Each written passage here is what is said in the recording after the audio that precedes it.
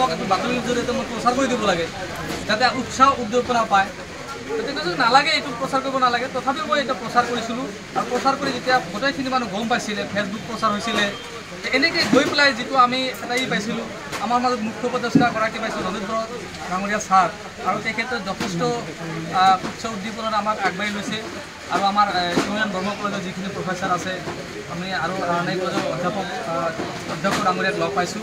আমাৰ যি এটা মানে এনেকুৱা এটা বিভিন্ন অঞ্চলৰ মানুহখিনিক এটা যে মনে মিল হৈছে, মনে মিল হৈ পেলাই যে মানুহৰ প্ৰতি যিটো ভাল পোৱাৰ ভাৱ আমি প্ৰকাশ কৰিব পাৰিছোঁ। আজি ল'ৰা ছোৱালীখিনিক যিখিনি আগ্ৰহেৰে আগবাঢ়ি গৈ আছে, অভাৱী ল'ৰা ছোৱালীখিনি, যথেষ্ট মেধাৱী ছাত্ৰ ছাত্ৰীখিনিক যদি আগবঢ়াৰ কাৰণে যিটো আমি পদক্ষেপ লৈছোঁ, আগন্তুক দিনত ভাবিছোঁ এই গছপুলি যিটো এইটো বটবৃক্ষলৈ মানে পৰিণত হ'ব বুলি আমাৰ এটা ধাৰণা হৈছে।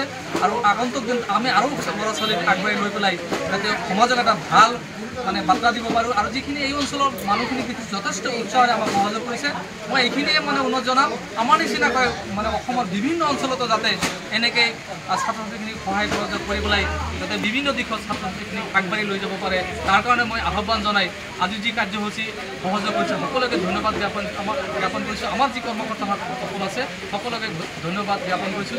হেল্পিং হেণ্ডছ ইনক্লুজিভ যি NGO আছে, এই NGOটো আৰু আগবাঢ়ি যাওক তাৰে কামনা কৰিছোঁ। আৰু আমি যাতে আৰু মানে বহলভাৱে প্ৰচাৰ কৰিব পাৰোঁ তাৰ কাৰণে ধন্যবাদ জ্ঞাপন কৰি আমি আগবাঢ়ি যাম বুলি আশা প্ৰকাশ কৰিছোঁ।